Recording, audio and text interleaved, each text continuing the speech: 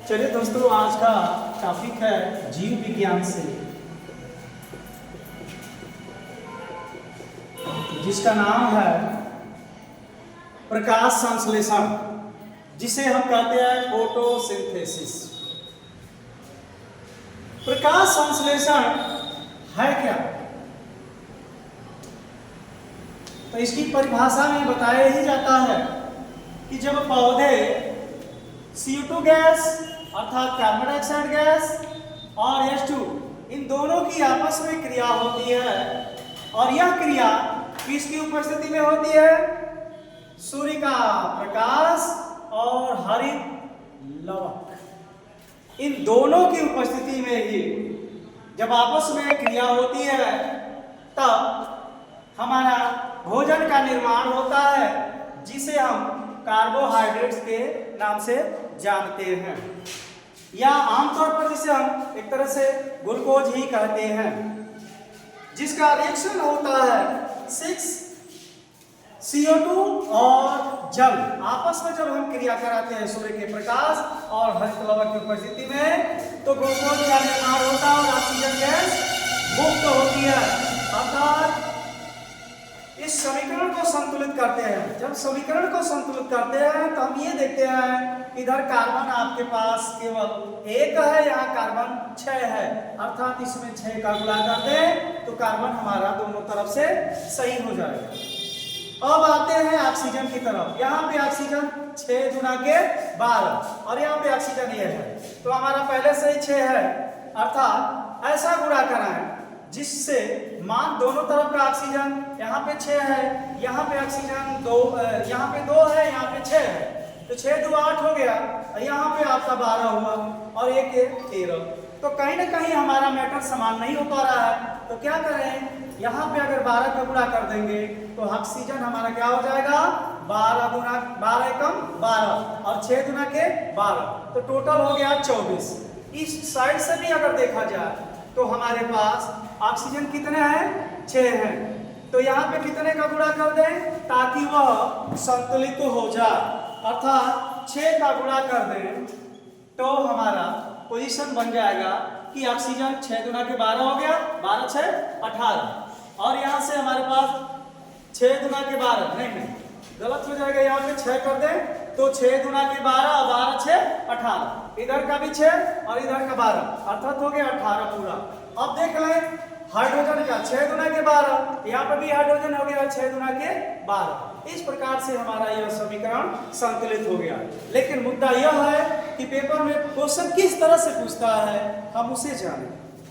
सबसे पहले यह हम जानें कि इनसे क्या क्या क्वेश्चन बनता है, तो मैं आपको नोट्स पॉइंट में वो चीजें बताने जा रहा हूं जो आपके भविष्य का निर्माण करेगा प्रश्नों की तरह। पहला आपका, हम प्रकाश संश्लेषण की क्रिया कराने के लिए क्या क्या चाहिए, तो उसमें हमें चाहिए CO2 गैस, जल, सूर्य का प्रकाश और हरित लवक। हरित लवक को कई नामों से जानते हैं, जैसे क्लोरोफिल या पर्णहरिण या हरितिमा के नाम से भी यह जाना जाता है। अर्थात प्रकाश संश्लेषण की क्रिया कराने के लिए मुद्दा मुझे 4 चीजों का जरूरत पड़ेगी। अतः पेपर में आपसे पूछेगा कि प्रकाश संश्लेषण की क्रिया के लिए कौन कौन से आवश्यक होते हैं, तो हम बता सकते हैं कि इसमें 4 चीजें होंगी, CO2 गैस, जल, सूर्य का प्रकाश और हरित लवक। अब बात करते हैं दूसरे पॉइंट की तरफ। जब प्रकाश संश्लेषण की क्रिया होती है तो किसका निर्माण होता है, तो यह ध्यान रखिएगा कि इसमें निर्माण में क्या होता है, ग्लूकोज का निर्माण होता है। ग्लूकोज का सूत्र क्या होता है, C6H12O6। कई बार एग्जाम में यह पूछा हुआ है कि ग्लूकोज का सूत्र क्या होता है, तो C6H12O6। ऐसा ही एक प्रारूप और आप देखते हो चीनी का, कि चीनी का सूत्र क्या होता है। तो मैं आपको बता दे रहा हूं, आप अगर इन चीजों को ध्यान देंगे तो आसानी से पकड़ सकते हैं कि दोनों में इनका सूत्र क्या है। इसमें भी सी होता है, इसमें भी हाइड्रोजन होता है, इसमें भी ऑक्सीजन होता है। फर्क क्या है कि ग्लूकोज के अणु बहुत छोटे छोटे होते हैं और चीनी के अणु बड़े बड़े होते हैं, अर्थात C12 H22 O11। अब आप अंदाजा लगा सकते हैं कि ग्लूकोज का सूत्र और चीनी के सूत्र में क्या फर्क है। चीनी के अणु जो होते हैं बड़े होते हैं, अर्थात जो बड़ा वाला मान होगा वही होता है। इन दोनों में अक्सर हम भ्रमित हो जाते हैं। इन भ्रम को खत्म करने के लिए हम यह सूत्र आपको बताए हैं ताकि आसानी से यह याद हो जाए। अगला बात हम तीसरा करेंगे। अब तो तीसरे में हम यह बात करेंगे अब कि प्रकाश संश्लेषण की क्रिया में किस गैस का अवशोषण होता है। अर्थात हमें यह ध्यान देना है कि अवशोषण किसका होता है, तो CO2 गैस का। इस गैस का होता है CO2 गैस। CO2 गैस को एब्जॉर्ब करते हैं पौधे और उसके बदले में कोई न कोई गैस मुक्त करते हैं। तो मुक्त गैस कौन सी होती है, वो O2 गैस है, अर्थात ऑक्सीजन गैस। अब प्रश्न यह भी पूछ देता है, क्या यह ऑक्सीजन गैस किससे मुक्त होती है। तो हम यह बता सकते हैं यह किससे मुक्त होती है, जल से मुक्त होती है। नेक्स्ट आगे बात करते हैं हम चौथे तरफ। चौथा आपका क्या पॉइंट है वो अब उसे जाने। प्रकाश संश्लेषण की क्रिया सभी लोग जानते हैं कि सूर्य का प्रकाश का होना जरूरी है। इसका मतलब कि इसकी धीमी गति और तेज गति दोनों को हमको जानना है। तो प्रकाश की गति तेज होती है, प्रकाश की गति तेज दिन में होती है, क्योंकि दिन में सूर्य का प्रकाश सबसे ज्यादा मिलता है, जबकि प्रकाश की गति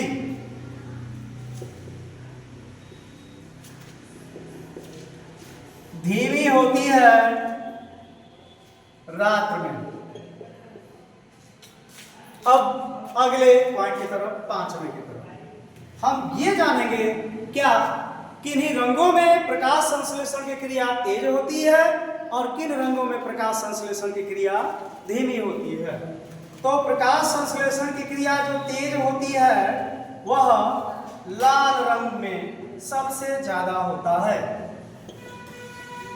लाल रंग में प्रकाश संश्लेषण की क्रिया क्या होती है, तेज होती है, जबकि बैंगनी रंग में प्रकाश संश्लेषण की क्रिया धीमी होती है।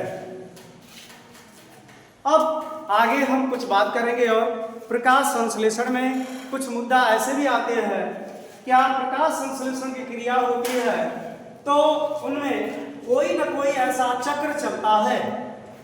तो क्या वह चक्र है, अब हम बात करेंगे चक्र की तरफ। तो प्रकाश संश्लेषण की क्रिया में वह चक्र चलता है केल्विन चक्र। क्या नाम है इसका, केल्विन चक्र।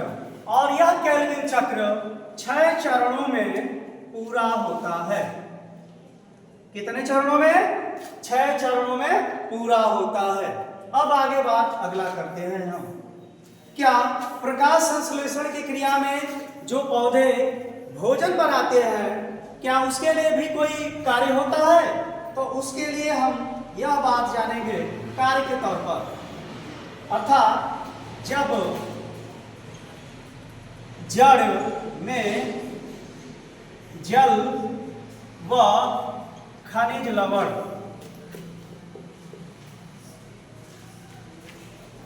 जब जड़ में जल और खनिज लवण मिलता है तो इसे पूरे पौधे में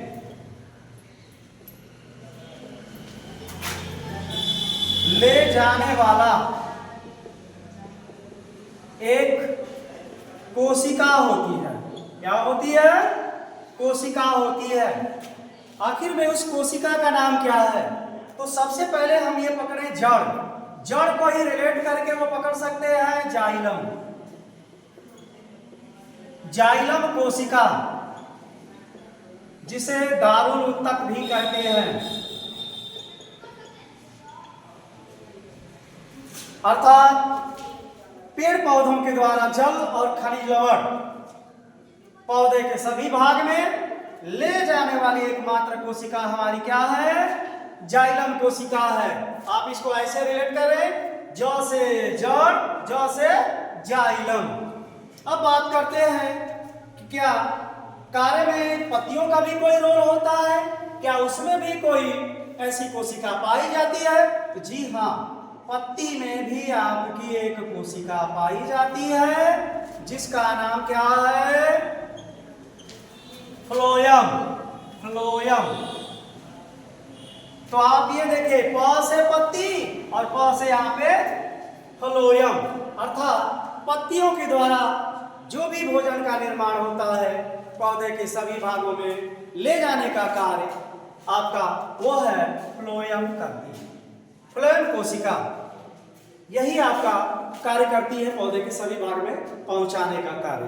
अब आगे इसके अलावा कुछ और भी चीजें हो सकती हैं, जैसे में प्रकाश की क्रिया क्या किन किन भागों में होती है पौधे की, और किन भागों में प्रकाश की क्रिया नहीं होती है। तो आइए इसके इन भागों को समझें। पहला भाग है प्रकाश की क्रिया का होना। प्रकाश की क्रिया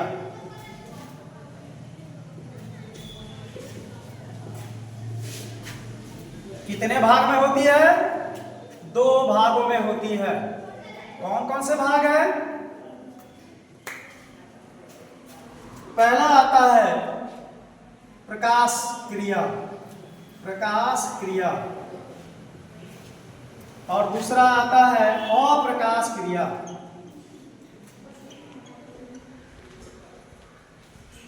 आइए अब हम देखें प्रकाश की क्रिया।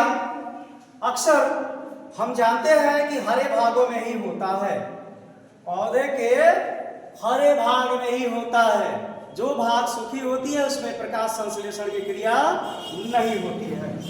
हरे भाग को ही आप देखेंगे तो हरा का इंग्लिश क्या होती है? ग्रीन। ग्रीन से ही पकड़ लेंगे हम ग्रेना। उस भाग का नाम क्या है? जो प्रकाश की क्रिया होती है, तो हम सभी जानते हैं कि प्रकाश की क्रिया मुख्यतः पौधे के हरे भाग में होगा, और हरे वाले भाग की इंग्लिश क्या होती है? ग्रीन। अर्थात ग्रीन से ही पकड़ लेंगे वह ग्रेना। और जो अप्रकाश की क्रिया होती है उसको कहते हैं स्टोमा। अब आते हैं इसके बहुविकल्पीय प्रश्नों को। आइए देखें किस प्रकार से प्रश्न पेपरों में पूछे गए हैं। इसके प्रश्नों को देखें। पहला प्रश्न, अर्थात कि जब ग्लूकोज होता है, ग्लूकोज होगा, संश्लेषण से पत्ती से फर्म हो गया कि कौन सा लाया जाए? से पत्ती, जल और खनिज लवण। तो जड़ से कहें आपका काम करेगा, पौध से पत्ती को प्रकाश कहां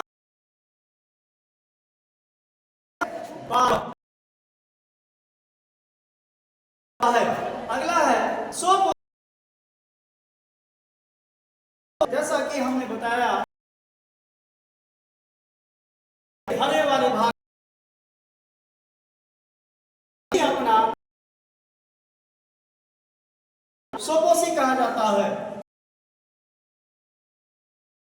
के लिए